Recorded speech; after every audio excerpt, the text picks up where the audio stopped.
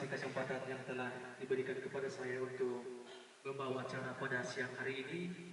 Sebelum saya membacakan tertib acara, yang saya hormati Bapak Pimpinan Sekolah SMK Negeri 1 Manado, yang saya hormati Bapak narasumber pada kegiatan hari ini, yang saya hormati seluruh staf Dewan Guru yang ada di SMK Negeri 1 Manado. Baik, izinkan saya untuk membacakan tertib acara. Workshop atau seminar kecil program TPG pengimasan modul 1.4, yaitu budaya positif di SMK Negeri 1 Manado oleh CPG Limaso Kultom SPD GR. Yang pertama, kata pengantar oleh saya sendiri. Dua, kata sambutan yang disampaikan langsung nanti oleh Bapak Pimpinan Sekolah. Tiga, paparan dari narasumber, dalam hal ini nanti Bapak Limaso Kultom. Dan yang terakhir adalah kata penutup disampaikan oleh Bapak Kajor ATPH. Masuk kita pada acara pertama, yaitu kata pengantar, kita anggap sedang berlangsung. Dan sekarang acara kedua adalah kata sambutan dari Bapak Pimpinan Sekolah. Kepada Bapak kami berikan.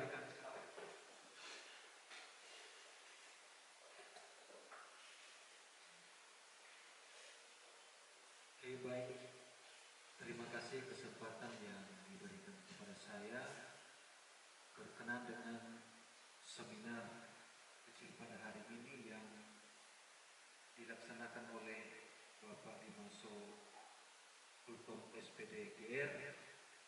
Sebelum saya menyampaikan beberapa sambutan, terimalah salam saya dalam bahasa Indonesia.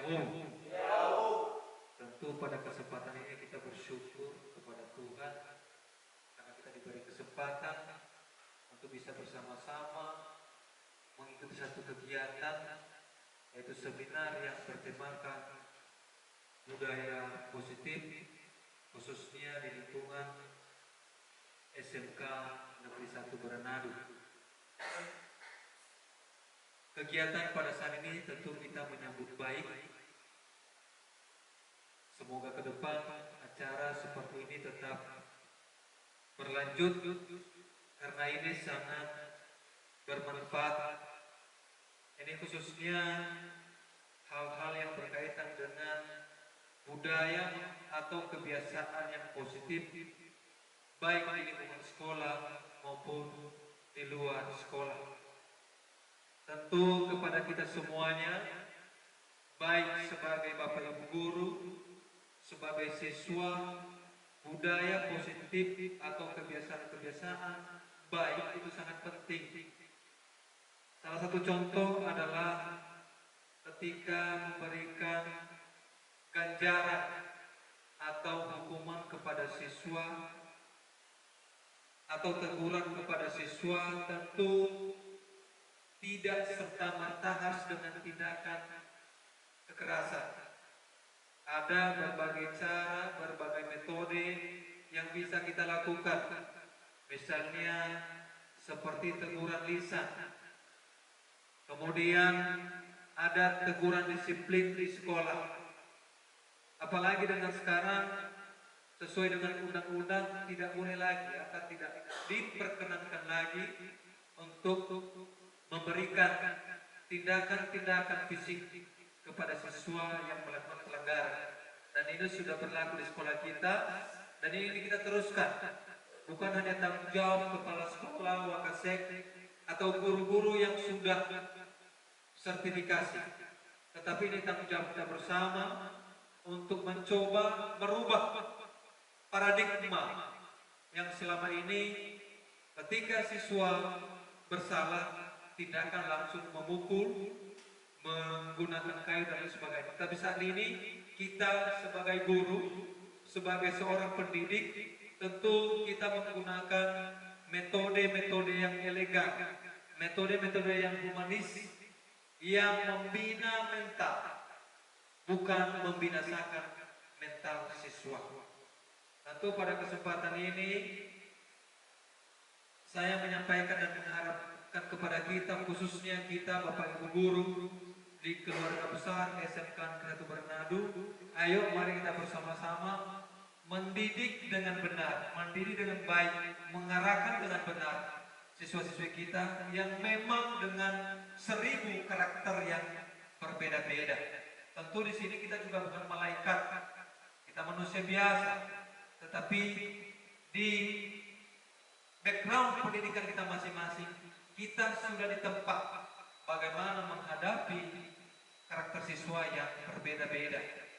Tentu ini kita bisa lakukan secara bersama-sama, bukan tanggung jawab pribadi lepas pribadi, tapi kita bersama-sama. Ayo kita bergandengan tangan untuk bagaimana membiasakan budaya-budaya positif, hal-hal yang baik untuk memajukan siswa-siswi kita dan untuk memajukan sekolah ini. Saya pikir demikian yang saya sampaikan. Atas perhatian kita bersama, saya ucapkan terima kasih. Yahoo. Saya kembalikan kepada pembawa acara.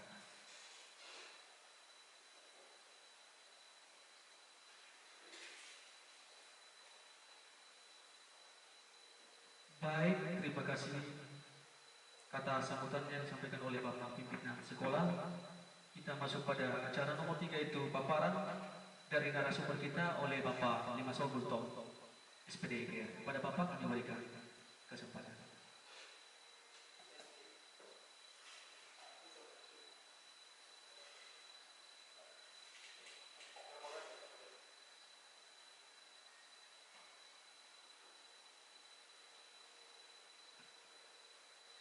Ya, baik, saya sampaikan terima kasih kepada Bapak Agus Mandala sebagai pembawa acara pada kegiatan hari ini.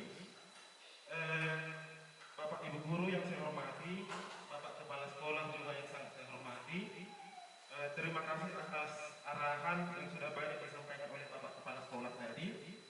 Dan juga saya sampaikan terima kasih yang sebanyak-banyaknya kepada Bapak Ibu Guru sebagai rekan sejawat saya di SMK Negeri 1 Boronado. Saya di sini Bapak Ibu mohon maaf bahwa saya bukan untuk menggurui ataupun untuk mengajari Bapak Ibu. Saya di sini hanya mencoba menseringkan atau mendiskusikan apa yang telah kami dapatkan, hal-hal apa yang telah kami terima sesuai dengan tugas profesi kita sebagai pendidik untuk bisa kita sharingkan bersama-sama. Jadi Bapak Ibu tidak ada di sini yang lebih, mungkin hanya saja saya lebih dulu ikut program guru penggerak ini. Kalau dari segi pengetahuan barangkali Bapak Ibu jauh lebih memiliki atau mumpuni di dalam mengelola kelas di peserta didik di SMK Negeri 1 Boronado. Jadi saya sangat berterima kasih kepada Bapak Ibu atas kesediaannya untuk meluangkan waktunya pada siang hari ini. Bagaimana Bapak Ibu, sehat? Sehat. Terima kasih ya.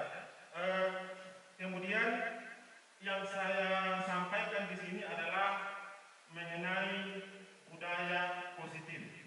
Ini adalah modul 14 atau yang keempat yang telah kami bahas selama kegiatan pendidikan guru penggerak. Jadi ada 3 yang sudah terlewati.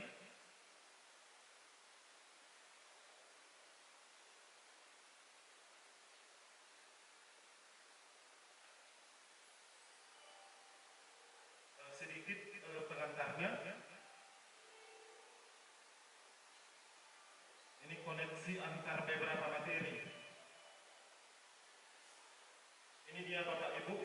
Pada modul 1 ada 4. Yang pertama adalah nilai dan peran guru penggerak. Yang pertama sekali adalah filosofi pemikiran Ki Hajar Dewantara. Kemudian yang kedua, nilai dan peran guru penggerak. Kemudian yang ketiga adalah visi guru penggerak. Kemudian yang keempat adalah budaya positif. Budaya positif ini merupakan bisa dikatakan akumulasi daripada seluruh atau keterkaitan modul 11, 12 hingga 13. Begitu kira-kira landasan daripada modul 14 ini.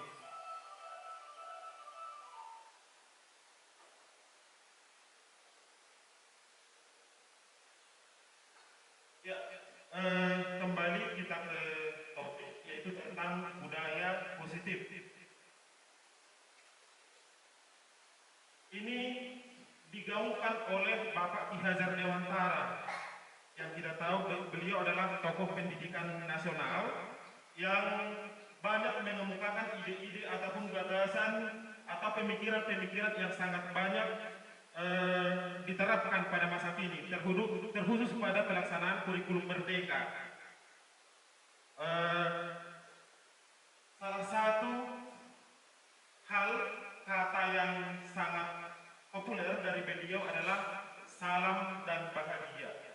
Artinya biar bagaimanapun problematika yang ada di sekolah kita, problematika siswa yang kita hadapi, tetap kita harus bahagia. Itu intinya.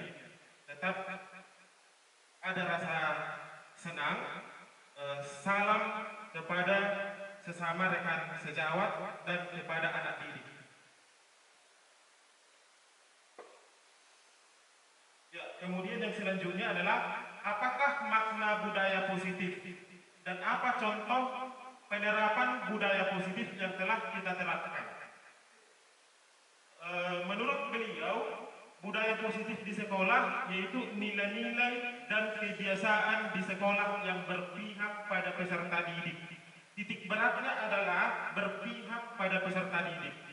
Jadi apapun yang kita lakukan di sekolah harus memperhatikan kebutuhan peserta didik. Tidak boleh kita mengesampingkan apa kebutuhannya. Kira-kira seperti itu. Nah, kemudian agar mereka dapat berkembang menjadi pribadi yang kritis, penuh hormat dan bertanggung jawab. Seperti apa rupanya contoh penerapan budaya positif yang telah kita lakukan? Sebenarnya budaya positif yang kita lakukan sudah ada, bukan hal yang baru lagi. Sudah banyak hal-hal positif yang kita lakukan. Yang pertama misalnya ketika kita menyalam siswa di saat pagi hari pada saat datang ke sekolah, itu sudah termasuk contoh budaya positif Bapak Ibu. Hanya saja mungkin untuk menyapa atau menyalam pada saat pulangnya kita belum menerapkan. Itu saja mungkin yang belum. Dengan menyapa Yahobu, salam budaya yang khas dari daerah kita Nias ini, itu sudah termasuk budaya positif. Ada salam bahagia di sana, ada salam Yahobu itu. Artinya kita selamat. Kalau di bahasa Batak ada horas, bahasa Karo itu menjuah-juah, seperti itu. Jadi di lingkup Sumatera Utara daerah kita ini ada banyak suku-suku atau etnis yang memiliki kata salam yang berbudaya positif. Nah, kemudian yang kedua, contoh yang kedua adalah membuat atau melakukan literasi di awal pembelajaran. Ini saya cobakan kemarin, tapi di kelas yang sudah prakerik, di kelas 11 TKJ, hanya pada saat awal KBM. Belum kita laksanakan secara global untuk seluruh siswa sebelum memasuki KBM atau setelah apel pagi. Nah, tujuannya di sini adalah untuk membuat peserta didik, pembelajaran pada peserta didik berpihak kepada mereka. Artinya pengetahuan, ada saja pengetahuan baru yang mereka gali dengan cara berliterasi. Nah, kemudian yang selanjutnya adalah membuat keyakinan kelas atau kesepakatan kelas. Nanti lebih jauh saya sampaikan. Kemudian yang selanjutnya adalah menggunakan teknik segitiga restitusi. Saya pun baru paham dan baru mendengar bahwa segitiga restitusi apa. Yang saya tahu segitiga ya di matematik ya bangun datar. Tapi kalau di program guru penggerak ini ada namanya segitiga restitusi untuk memecahkan atau menghadapi persoalan anak didik. Nanti akan kita bahas lagi. Seperti itulah budaya positif yang bisa kita lakukan. Beberapa ya, mungkin masih ada juga yang lain. Nah, ini adalah perubahan paradigma atau kerangka berpikir, pola pikir kita yang keliru. Yang pertama adalah filosofi dari pendidikan Ki Hajar Dewantara itu adalah bahwa setiap anak tidak terlahir dengan kertas kosong atau dalam artian teori tabula rasa. Artinya anak yang baru lahir tidak terlahir dengan tangan kosong. Itu prinsip teori tabula rasa. Kalau prinsip teori tabula rasa itu anak kosong, tidak ada apa-apa yang dibawa. Maka kita mengisi semua, menuntut semua untuk memberikan kepada anak. Nah, itu yang salah, yang keliru. Menurut pemikiran Ki Hajar Dewantara bahwa setiap anak terlahir dengan sudah ada goresan-goresan samar-samar. Dalam artian di sini goresan samar-samar itu adalah mereka sudah memiliki bakat atau talenta-talenta tertentu yang masih terpendam, yang harus kita gali nantinya sesudah mereka mendapatkan pendidikan. Seperti itu kira-kira. Nah, kemudian yang selanjutnya adalah semua anak terlahir dengan bakatnya masing-masing. Ini yang tadi. Kemudian selanjutnya tugas guru adalah menuntun bakat tersebut agar anak tumbuh dengan selamat dan bahagia. Nah, tadi kan anak terlahir dengan bakat yang sudah ada, kita menuntun atau mengarahkan kemana bakat mereka. Seperti itu. Nah, selanjutnya beliau juga mengatakan bahwa guru itu ibarat petani dan anak ibarat biji jagung. Artinya biji jagung yang kita tanam tidak bisa kita paksakan jadi menghasilkan kacang atau jadi kacang, seperti itu. Setiap anak sudah memiliki bakatnya masing-masing. Ibarat petani kan supaya menghasilkan buah jagung, maka tanahnya ini digemburkan, dikasih pengairan, dikasih pupuk. Seperti itulah ibaratnya perlakuan kita kepada anak didik. Menggali bakatnya, menemukan minatnya, mengarahkan mereka. Saya selama ini berprinsip, ada pemikiran selama ini pada diri saya yang saya bakat adalah matematik, bahwa semua harus pintar matematik. Setidaknya yang dasar-dasar harus paham, untuk selanjutnya harus bisa memiliki kemampuan atau keterampilan dalam matematik. Ternyata dari sini tidak harus seperti itu Bapak Ibu. Karena anak yang kita didik dengan bakat tertentu, misalnya dia memiliki bakat menjadi seorang penyanyi. Untuk menjadi seorang penyanyi tidak perlu ada sains matematiknya, seperti itu. Jadi kita tidak boleh memaksakan hal-hal tertentu kepada si anak untuk sesuai dengan kehendak kita. Seperti itu maksudnya. Kemudian setiap anak memiliki kodrat alam dan kodrat zaman. Anak yang di Boronado tentu berbeda dengan anak yang di perkotaan. Kebutuhan belajarnya juga pasti berbeda-beda. Maka kita memperlakukannya dengan sesuai dengan tempat mereka ada. Termasuk juga dengan kodrat zaman. Bahwa tantangan pendidikan pada saat ini tidak sama dengan beberapa tahun ke depan. Selanjutnya, setiap anak kita arahkan untuk memiliki budi pekerti, dan ini yang saya bilang tadi, bahwa pendidikan harus berpihak pada anak. Inilah yang merupakan filosofi atau pemikiran daripada Ki Hajar Dewantara. Perubahan kerangka berpikir atau paradigma. Untuk membangun budaya yang positif, sekolah perlu menyediakan lingkungan yang positif, aman dan nyaman agar murid-murid mampu berpikir, bertindak dan mencipta dengan merdeka, mandiri dan bertanggung jawab. Jadi di sini kuncinya adalah sekolah yang aman dan nyaman. Kemudian lazimnya disiplin dikaitkan dengan kontrol. Artinya bagaimana kita mengkontrol atau mengarahkan peserta didik. Dalam hal ini kontrol guru dalam menghadapi murid.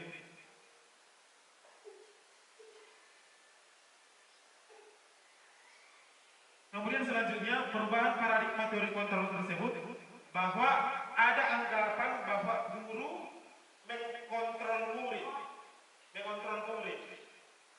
Artinya kita bisa ya mengontrol, kau tidak bisa seperti ini, kau harus seperti ini. Seperti itulah kontrolnya itu. Kemudian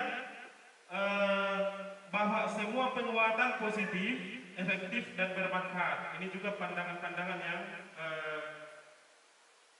keliru. Kemudian bahwa orang dewasa memiliki hak untuk memaksa. Artinya karena dia sudah di atas umur kita, berarti dia bisa mengarahkan kita harus seperti ini. Itu anggapan-anggapan yang salah. Nah, di sini perubahannya bahwa kita mencoba mengubah orang agar berpandangan sama dengan kita. Ibaratnya kita memaksakan siswa harus seperti ini, harus sama dengan apa yang kita pikirkan. Itu ternyata salah. Berubah menjadi kita berusaha memahami pandangan orang lain tentang dunia. Selanjutnya, perilaku buruk dilihat sebagai suatu kesalahan. Yang selama ini ya memang seperti itu. Tetapi semua perilaku memiliki tujuan.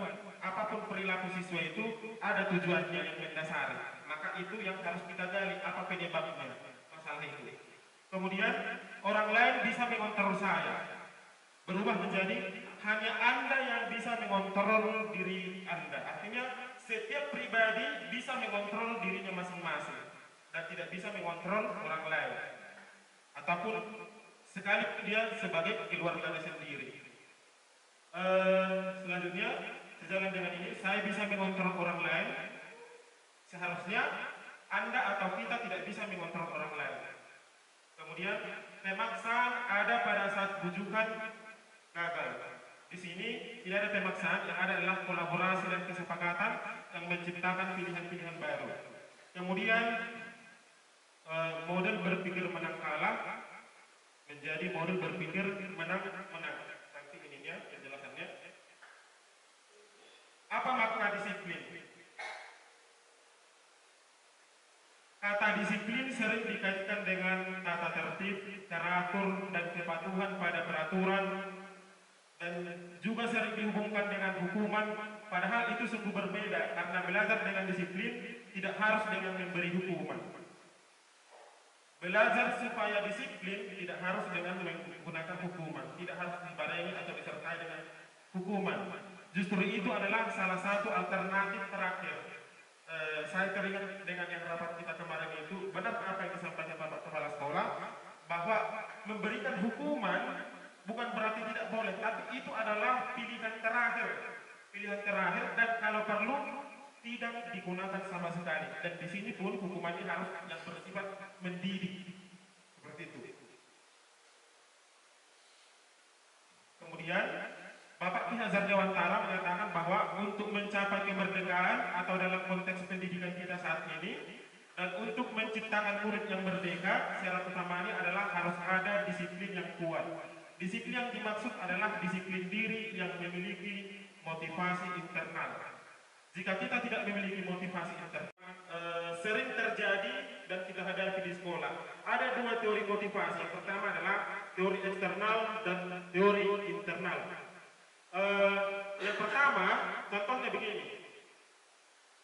Ada seseorang untuk melakukan sesuatu hanya untuk menghindari hukuman atau menghindari ketidaknyamanan.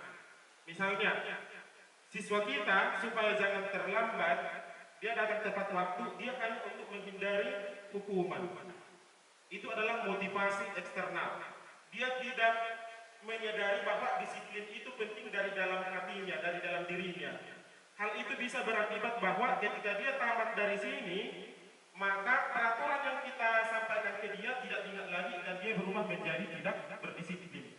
Dia hanya menghindari hukuman saat itu. Nah, kemudian yang kedua adalah untuk mendapatkan imbalan dari orang lain. Nah, misalnya seseorang siswa yang berprestasi di kelas ada motivasinya agar mendapatkan hadiah, agar mendapatkan pujian dari bapak ibu gurunya. Ini juga kurang baik karena ketika hadiah tidak diberikan, maka dia tidak ada motivasinya untuk berdisiplin.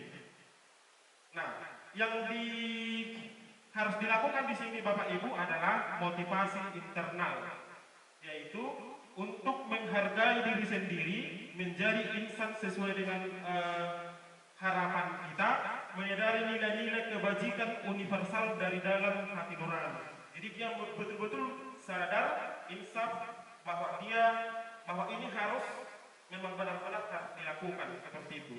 Tidak ada pengaruh atau intervensi daripada luar. Maka dengan ini, dengan motivasi internal ini, kita yakin bahwa siswa kemanapun dan kapanpun akan tetap memegang teguh prinsip kedisiplinan itu. Ya, kemudian ini mengenai budaya positif cakupannya. Di sini adalah peraturan kelas, yang lebih besar adalah keyakinan kelas, kemudian lingkungan positif, dan terakhirnya adalah budaya positif. Nanti perbedaan peraturan dengan keyakinan. Keyakinan kelas, hukuman, dan penghargaan. Mengapa tidak peraturan saja? Kenapa rupanya dengan peraturan? Mengapa harus keyakinan kelas? Selama ini kita punya peraturan, kenapa dengan peraturan itu? Di sini ada beberapa item. Mengapa kita memiliki peraturan harus menggunakan helm bila mengendarai kendaraan roda 2? Contoh lain, mengapa kita memiliki peraturan 3M menggunakan masker, mencuci tangan, dan menjaga jarak 1,5 meter? Mengapa kita memiliki peraturan harus datang tepat waktu pada saat mengikuti pelatihan atau kegiatan-kegiatan yang lain? Ini berhubungan dengan motivasi tadi Bapak Ibu. Ibaratnya, kalau pengendara sepeda motor, dia mengendarai sepeda motor menggunakan helm, dia takut ketika... Ya, oke, kita lanjut Bapak Ibu. Yang tadi, misalnya seseorang yang pengendara mobil atau pengendara motor yang termotivasi menggunakan helm, dia motivasinya eksternal supaya ditangkap polisi, supaya tidak ditangkap oleh polisi atau Satpol PP. Maka ketika tidak ada polisi nanti yang jaga, dia tidak menggunakan helm. Seperti itu dia motivasi eksternalnya. Tapi kalau dia motivasi internal, dia menyadari bahwa ketika suatu saat nanti dia jatuh dengan menggunakan helm, maka kepala ini terjaga benturan daripada aspal atau batu. Maka dia memakai helm. Jadi pada saat dia menyadari itu, mau tidak ada pun polisi yang berjaga atau ada, dia akan tetap memakai helm karena dia sudah menyadari bahwa pentingnya helm itu untuk menjaga kepalanya pada saat dia terjatuh ke dalam aspal atau terpental pada batu. Seperti itu kira-kira Bapak Ibu. Termasuk juga misalnya merokok. Seseorang yang menghindari merokok karena ancaman atau barangkali larangan guru, ya hanya di sekolah saja dia tidak merokok, tetapi nanti di luar bisa saja kecelapannya merokok berat. Tapi kalau motivasi internalnya untuk tidak merokok, ingin menjaga kesehatan, dia ingin sehat, maka dia akan tetap tidak merokok dimanapun. Seperti itulah motivasi internalnya.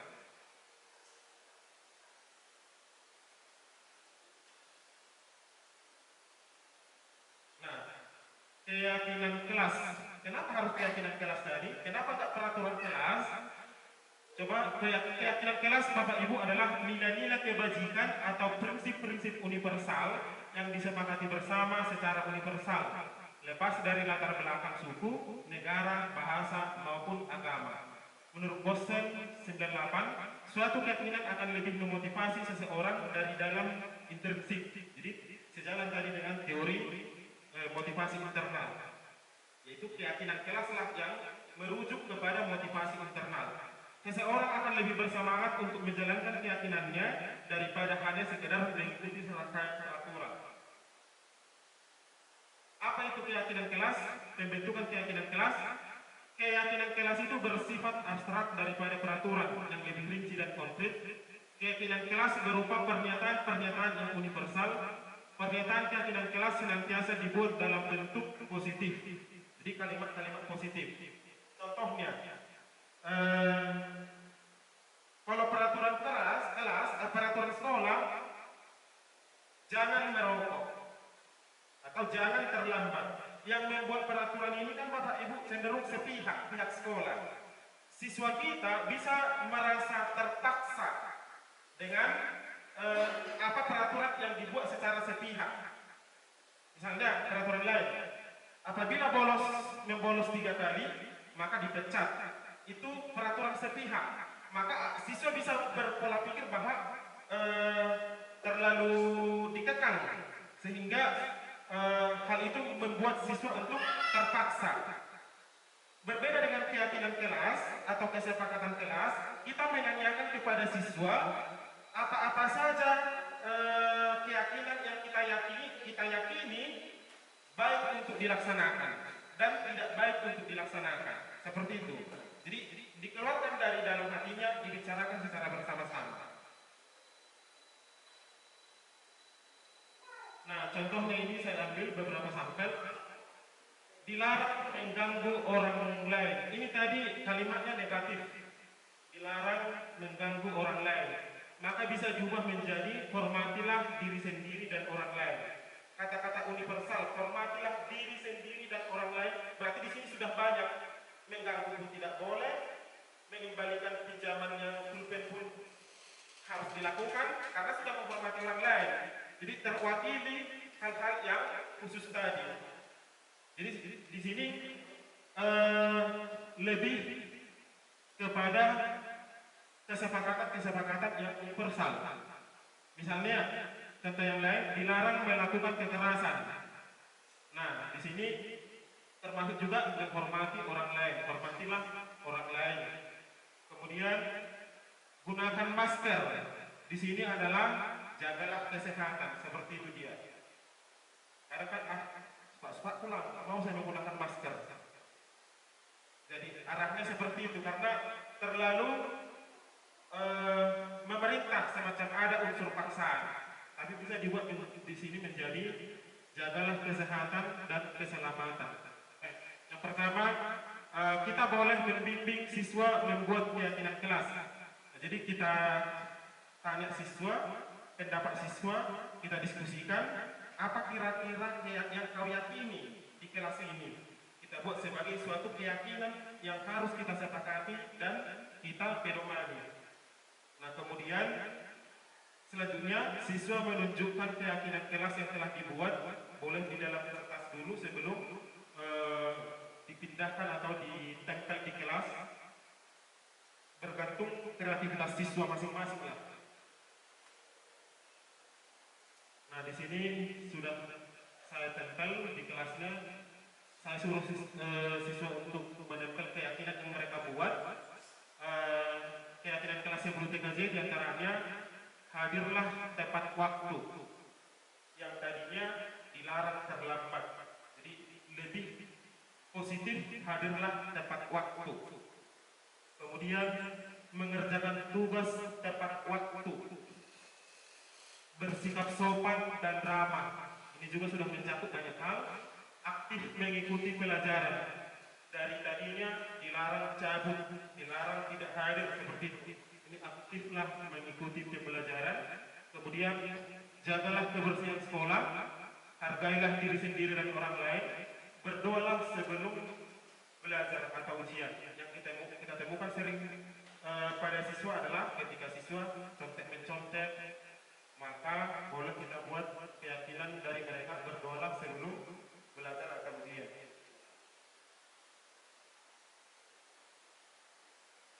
Nah, kenapa ada hal negatif daripada sebuah penghargaan?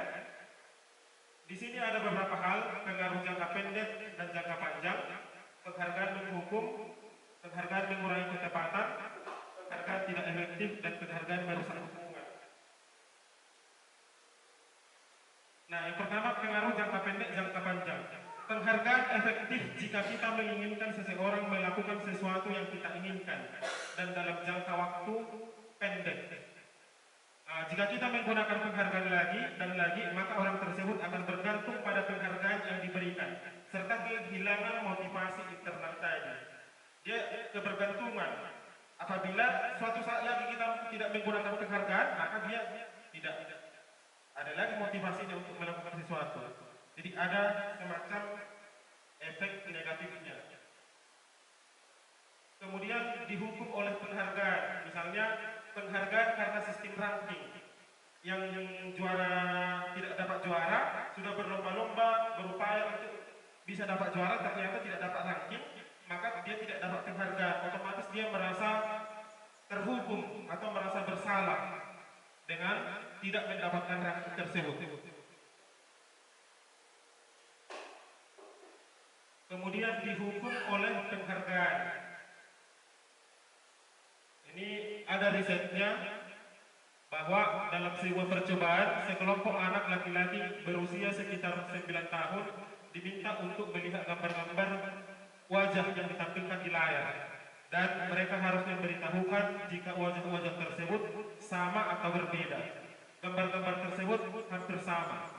Beberapa dari mereka diberi penghargaan dalam bentuk uang pada saat mereka memberikan jawaban benar, sementara sebagian yang lain tidak. Hasil risetnya adalah anak laki-laki yang dibayar membuat lebih banyak kesalahan.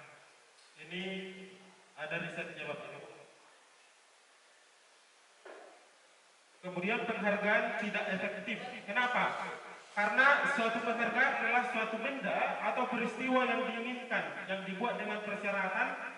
Jika saya melakukan ini, maka saya dapat mendapatkan penghargaan. Bagaimana jika saya tidak melakukan, maka saya tidak mendapatkan penghargaan tersebut. Kira-kira seperti itu Bapak Ibu. Jika saya mengharapkan suatu penghargaan dan tidak mendapatkannya, maka saya akan kecewa dan berkecil hati. Serta kemungkinan lain kali saya tidak akan berusaha sekeras sebelumnya.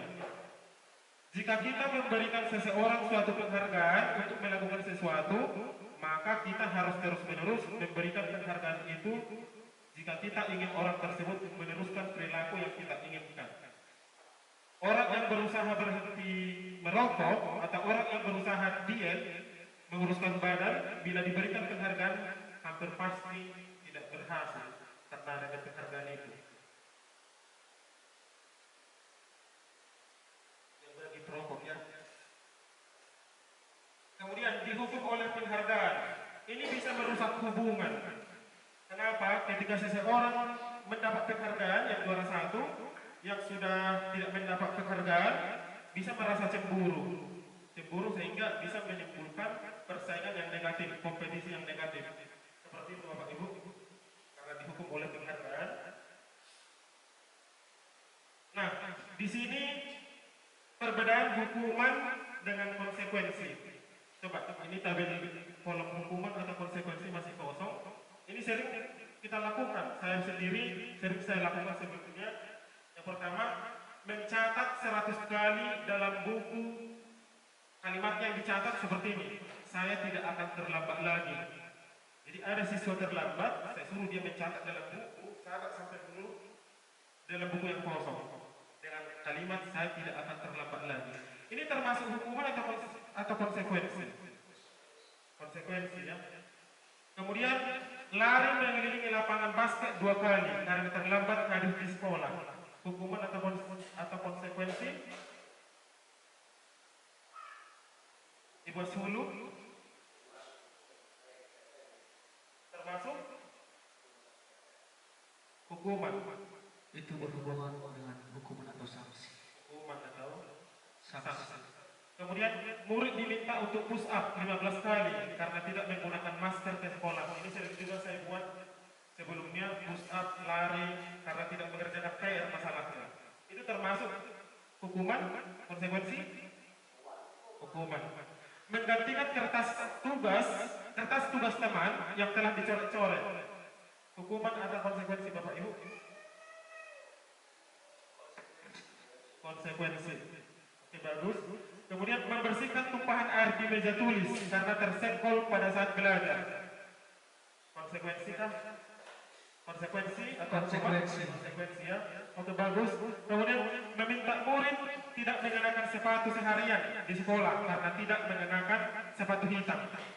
Jadi dia kaki ayam disuruh selama 1 hari itu karena tidak karena ada masalahnya begitu. Hukuman, konsekuensi? Konsekuensi. Lari mengelilingi lapangan basket 2 kali karena terlambat 10 menit untuk pelajaran penjas atau pelajaran matematik misalnya atau lain. Hukuman. Oke, bagus Bapak Ibu. Sangat banyak yang benar. Nah, di sini dia bahwa mencatat 100 kali itu adalah hukuman. hukuman itu adalah lebih membuat siswa merasa tersiksa secara fisik. Itu dia, lebih berat ketimbang konsekuensi. Itu kata kuncinya, perbedaan hukuman dengan konsekuensi. Fisiknya lebih terhukum, seperti itu dia kalau dia hukuman. Namun konsekuensi itu merupakan akibat dari apa tindakan yang dia lakukan langsung secara bersamaan, tapi tidak terlalu berat hukuman secara fisiknya. Itu perbedaannya. Jadi kalau disuruh tadi lari-lari keliling push up, kan fisik dia, fisik berarti dia hukuman. Seperti yang tadi menggantikan kertas, membersihkan tumpahan, ini masih hal-hal ringan termasuk konsekuensi. Kemudian yang bawah lagi hukuman, karena dia harus seharian penuh kakinya itu bersentuhan dengan batu atau lantai karena tidak mengenakan sepatu hitam, jadi termasuk hukuman ya Bapak Ibu. Kemudian yang ini juga sejalan, itulah perbedaan hukuman dengan konsekuensi tadi.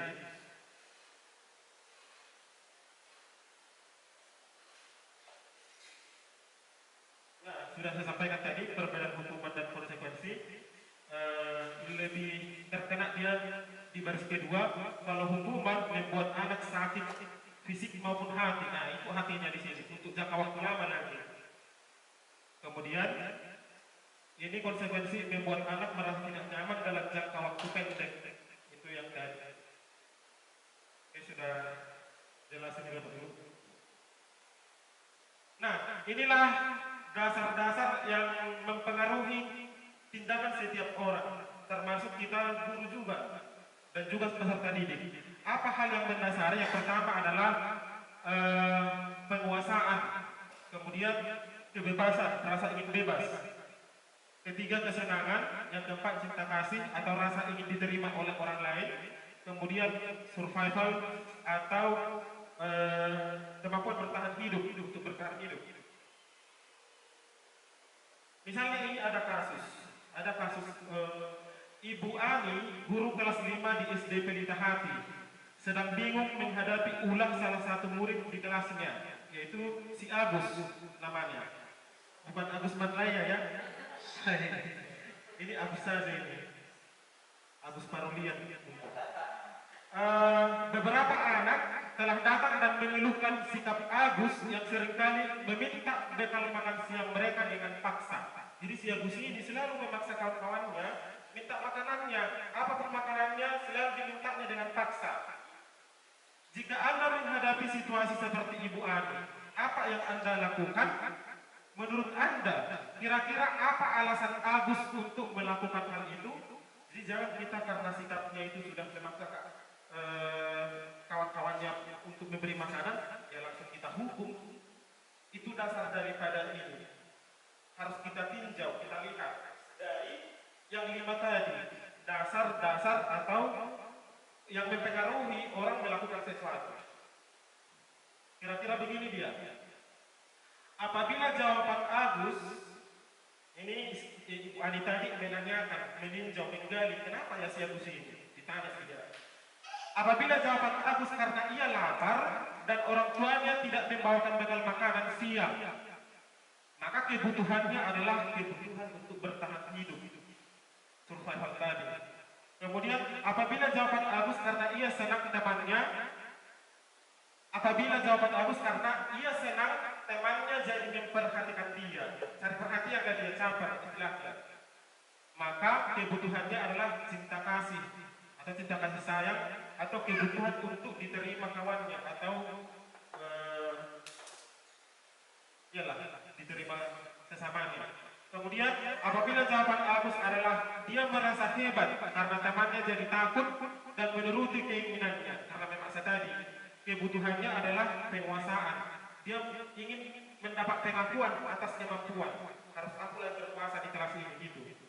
Nah kemudian apabila jawaban Agus karena dia merasa bosan dengan bekal yang dibawakan ibunya karena selalu membawakan bekal yang sama, maka kebutuhannya adalah kebebasan atau kebutuhan akan pilihan. Dia ingin bebas memilih makanan atau menu yang ada pada kawannya. Yang terakhir, apabila jawaban Agus adalah karena iseng-iseng dia, dan dia menikmati ekspresi wajah teman-temannya yang kesal. Dia senang kali temannya marah-marah, senang kali kecewa kawan-kawannya, maka kebutuhannya adalah senang, dinikmati kawannya menderita, seperti itu kira-kira.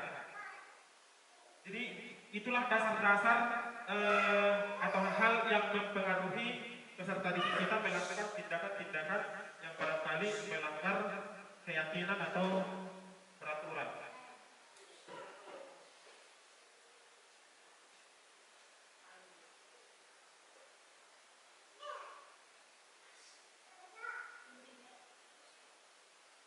Ya, ini Bapak Ibu termasuk posisi kita sebagai guru menyikapi permasalahan siswa. Ada 5, yaitu sebagai penghukum, membuat merasa bersalah. Ini yang 2 ini membuat siswa merasa gagal. Kontrol kita itu dari luar, tapi dia akan gagal. Kemudian posisi yang ketiga adalah posisi kita sebagai teman. Yang keempat posisi pemantau. Dan yang terakhir adalah posisi sebagai manajer. Saya ambil dari baris kedua.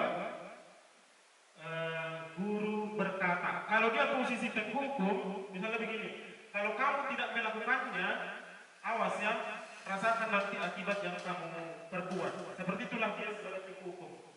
Jadi di sini siswa merasa bersalah sangat mendalam, terhukum sangat mendalam. Jadi dia bisa jadi frustasi, bisa jadi minder. Kemudian pembuat merasa bersalah. Kamu seharusnya sudah tahu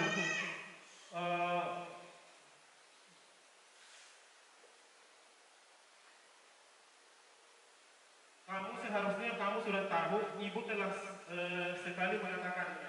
Ibu stres sama kamu, seperti itu. Jadi ada kata-kata guru, ibu stres sama kamu. Sudah saya beritahu sebelumnya, tapi kamu langgar. Siswa itu menyebabkan berpikiran merasa sangat bersalah kepada gurunya. Kemudian sebagai posisi teman, ayolah lakukan demi ibu. Maka kamu masa kamu tidak mau? Ingat tidak ibu? Ingat tidak yang ibu pernah katakan kepada Anda? Jadi dia mencoba mendekati sebagai posisi teman. Di sini lagi memantau. Apa peraturannya? Ini serba peraturan tadi yang cenderung hanya dari satu pihak, memaksa. Ini juga kurang disarankan. Maka yang disarankan sebagai posisi kita adalah sebagai posisi manajer. Di sini apa yang kita yakini? Kan tadi sudah ada keyakinan kelas. Oh iya, ada ya keyakinan kelas. Jadi dia akan, karena keyakinan kelas dibicarakan bersama di awal, dia akan tersadar dengan keyakinan yang dibuat itu. Apa keyakinan? Apa yang kita yakini? Apa yang bisa kau kerjakan untuk memperbaiki masalah ini? Nah, kira-kira seperti itu dia kalau posisi kita sebagai manajer. Jadi kita sebagai guru Bapak Ibu diharapkan untuk mengambil posisi sebagai manajer untuk menyikapi setiap permasalahan yang ada ataupun yang dimiliki oleh siswa. Nah, ini yang saya bilang tadi mengenai segitiga restitusi. Apa itu segitiga restitusi? Restitusi adalah proses menciptakan kondisi bagi murid untuk memperbaiki kesalahan mereka, sehingga mereka bisa kembali pada kelompok mereka dengan karakter yang lebih kuat. Jadi dikasih ruang kepada siswa untuk menyadari betul dari dalam dirinya bahwa dia memang benar-benar telah melakukan atau melanggar keyakinan kelas tadi.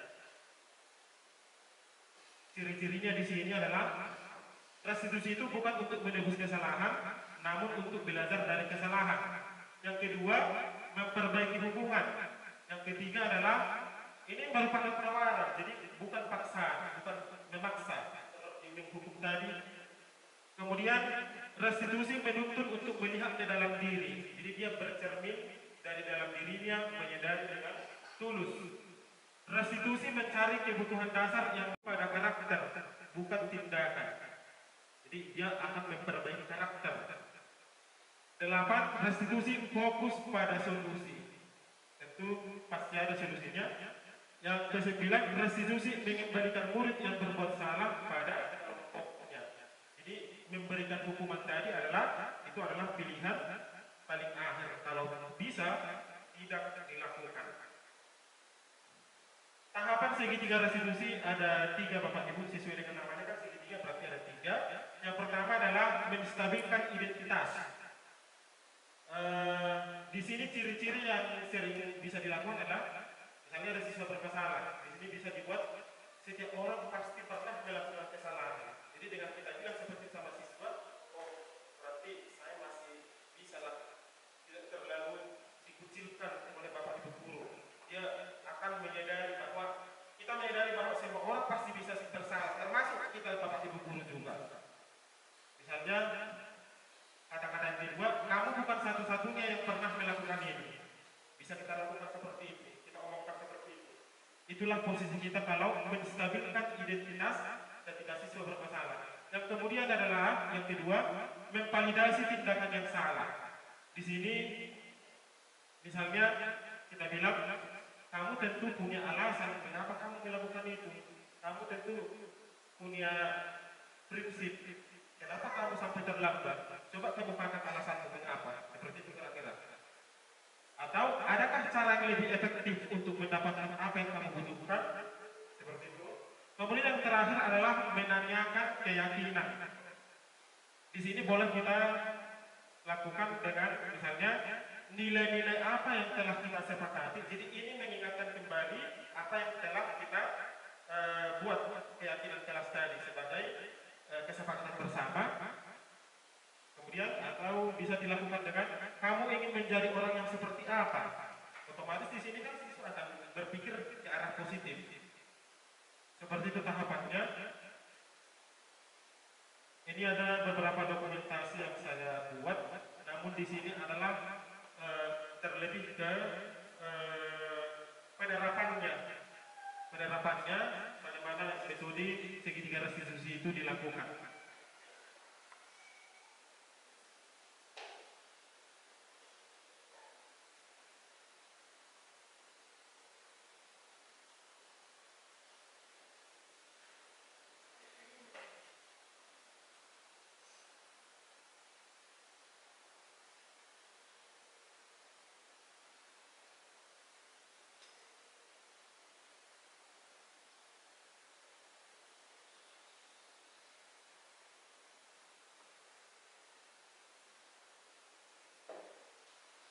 Ya, oke Bapak Ibu, masih ada sedikit lagi.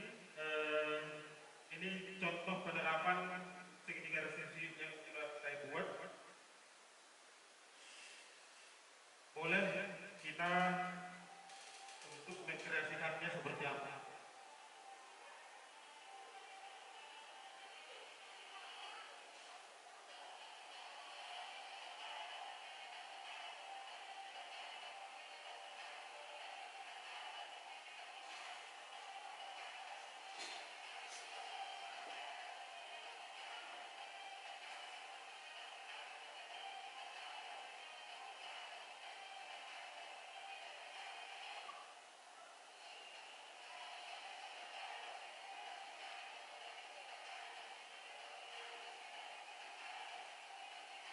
Di sini misalnya kasus yang pertama, siswa Darman merupakan siswa kelas 11 TKJ. Berdasarkan catatan buku piket, dia sudah 8 kali terlambat datang di sekolah. Seharusnya jam masuk sekolah adalah 7.15, tetapi Darman sering tiba di sekolah 7.30.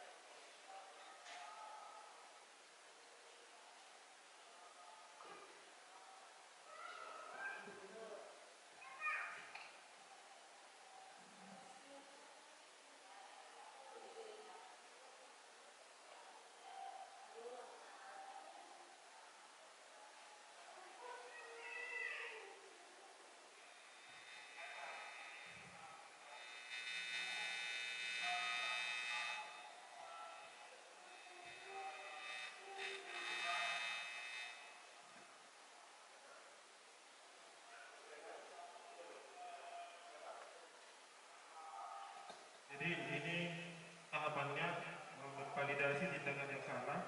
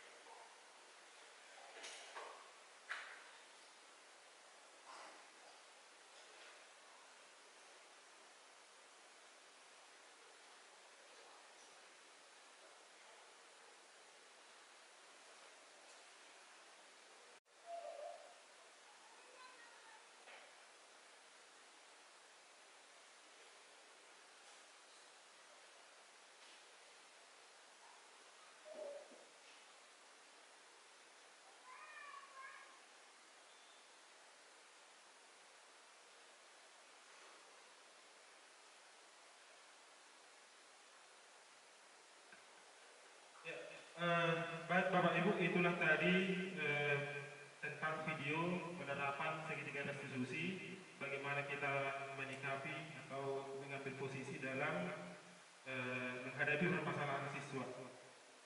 Dan itulah sekaligus menjadi akhir daripada pemaparan materi sedikit yang saya sampaikan.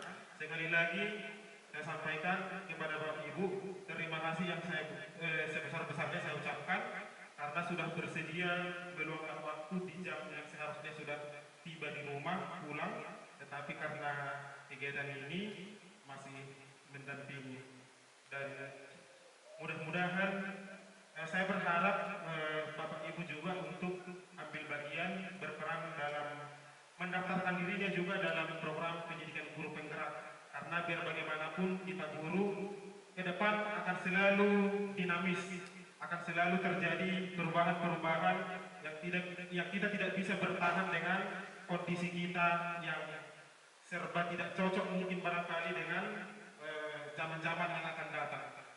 Untuk itu, mari kita ke depannya untuk saling berbagi, saling berdiskusi, mendiskusikan mana yang perlu kita diskusikan untuk tegaknya budaya positif di SMK Negeri 1 Boronado. Akhir kata, saya ucapkan selamat siang dan Yahoo! Baik, terima kasih paparan dari narasumber kita oleh Bapak Limaso Utong, SPDGR. Dan sekarang kita masuk pada kegiatan terakhir, yaitu kata penutup yang disampaikan oleh Bapak Kajur atau PH dalam hal ini Bapak TS Dul. Kepada Bapak kami berikan kesempatan.